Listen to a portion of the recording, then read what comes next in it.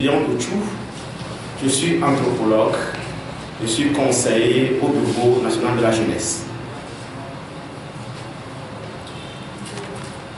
Je suis Madame Gaïtou Antoinette, je suis conseiller au Bureau national de la GNC. Merci. Notre présentation se fera à ces différents points.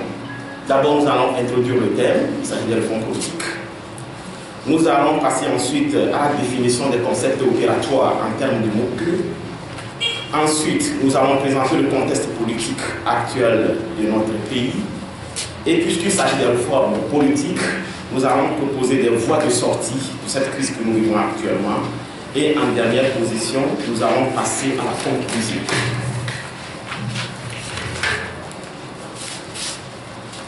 Les réformes politiques dans le contexte togolais s'inscrivent sous deux aspects, à savoir les réformes institutionnelles et constitutionnelles. S'agissant des réformes institutionnelles, c'est de revoir l'organisation et les textes des différentes institutions de la République. S'agissant des réformes constitutionnelles, c'est de revoir les articles de la loi fondamentale, mais dans le contexte actuel, c'est de ramener la Constitution de 1992. Mais nous ne pouvons pas parler des réformes sans pour autant refaire l'historique de la lutte pour les réformes politiques dans notre pays. Depuis 1963, comme vous le savez, le peuple togolais a commencé une lutte politique pour la restauration de la démocratie et de l'état de droit.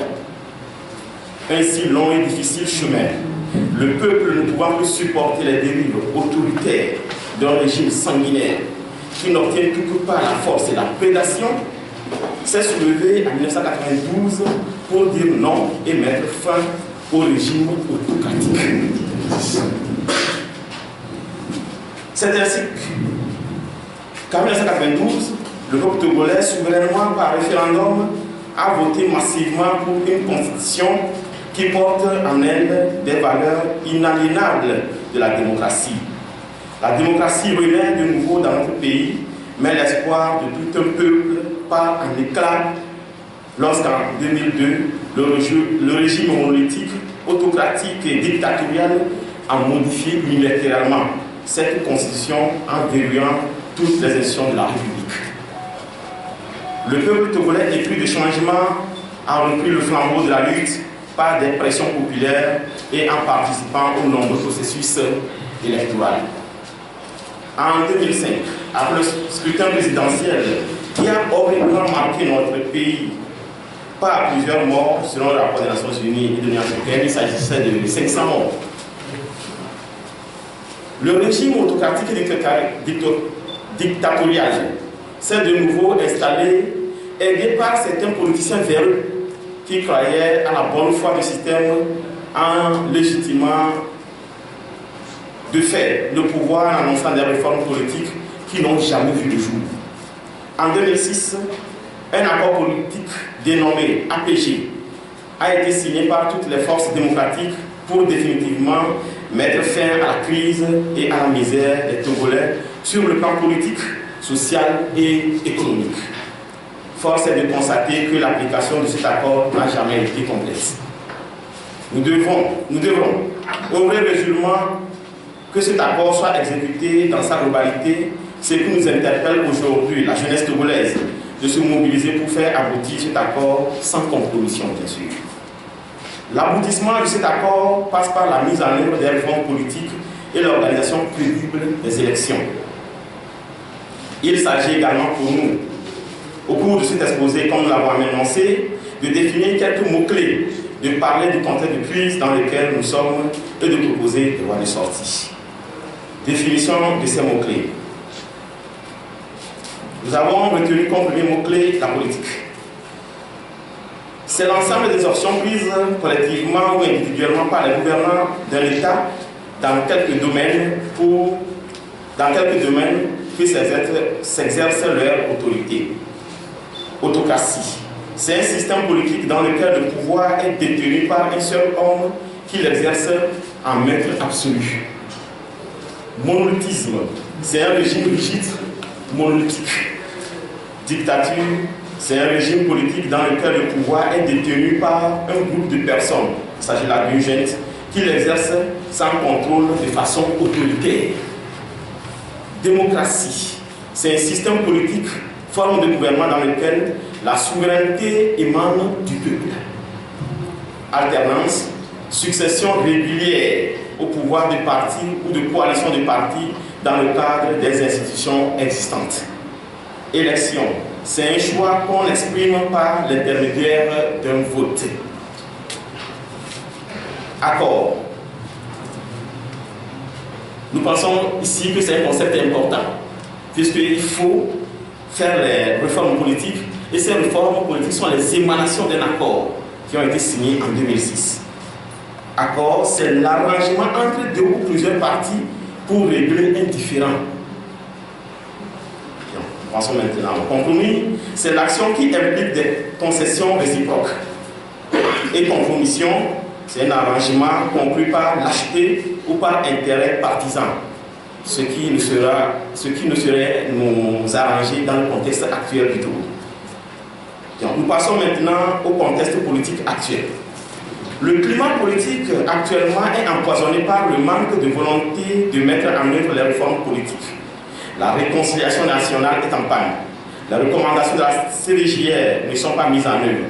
La crise sociopolitique qui mine notre pays depuis des décennies est en réalité aggravée par le fait des diverses situations scabreuse et chaotique créée par le régime RPT-UNI. En réalité, le climat politique actuellement dans notre pays est caractérisé par l'instrumentalisation des institutions de la République, la violation des droits et des libertés, le pillage systématique des ressources nationales et la corruption. Mais le véritable problème demeure la modification unilatérale de la Constitution de 1992, celle que tout le peuple a voté massivement, par le régime RPT qui offrait une présidence à vie au feu, au sérieux et à dément. Il s'agit aujourd'hui, face à l'histoire, que le régime actuel rétablisse à l'État cette constitution de 1992 et qu'il ne peut pas vouloir jouir de manière scandaleuse d'un tripartillage grotesque de la loi fondamentale que ce régime même a opéré bien sûr en 2002. Maintenant, quelles sont les voies de sortie? Ces voies de sortie nous interpellent sur les lignes de l'opposant burkinabé, nous voulons nommer Zéphiré Diabré, qui dit ceci, nous citons: lorsqu'un peuple est dirigé par les mêmes personnes pendant un certain temps et que cela dure et perdure, forcément, il commence à se poser des questions. Toute démocratie reste inachevée tant qu'elle n'a pas produit d'alternance. Fin de citation.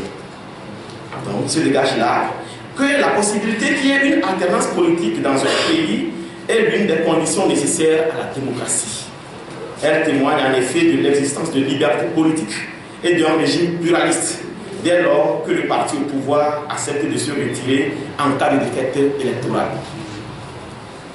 L'alternance a pour conséquence de renforcer la légitimité de la Constitution et de l'adhésion des citoyens au régime politique. Les voies de sortie de crise actuellement qui s'offrent à nous au Togo aujourd'hui pour l'alternance politique sont de deux ordres. Donc on a deux voies de sortie, deux voies essentielles, qui sont premièrement le soulèvement populaire ou par les élections libres, transparentes et démocratiques. Ou soit le peuple se soulève contre le régime, ou soit on accepte d'aller aux élections, mais qui doivent être libres, transparentes, démocratiques, jeu égal. Dans le premier cas, donc, il s'agit du cas du soulèvement populaire, l'exemple du peuple burkinabé est illustratif à cet effet. Bien que le parti au pouvoir évolue dans une logique juridique légale, bien sûr, pour modifier la Constitution, pour permettre au président Blaise Compaoré de s'éterniser au pouvoir, le peuple a retiré la légitimité aux députés burkinabés en mettant fin à cette légalité que nous pouvons qualifier de négative et par ricochet bouter dehors le régime du président Compaoré. C'est ça, un exemple illustratif du cas du soulèvement populaire. L'exemple est frappant au Burkina.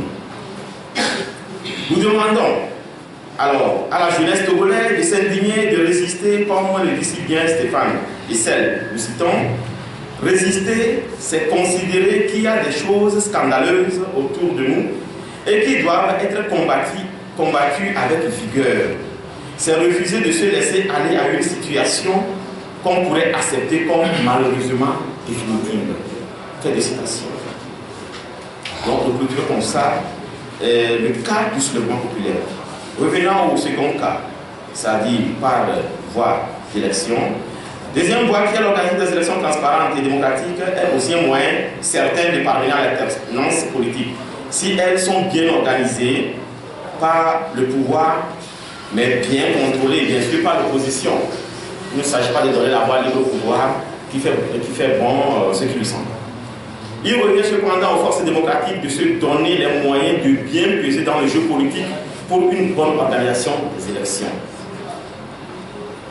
Chers compatriotes, chers journalistes, nous terminons notre exposé en invitant toute la jeunesse togolaise pour qu'elle prenne son destin en main et avoir de l'espoir que sa mobilisation parviendra à faire changer ce régime-là. Le peuple togolais veut l'alternance politique pour se libérer du joug du régime de Gnassingbé. Tout dépendra de sa conviction. Cependant, ce n'est pas tout le monde qui peut s'engager. Alors, quel est notre devoir en tant que militants?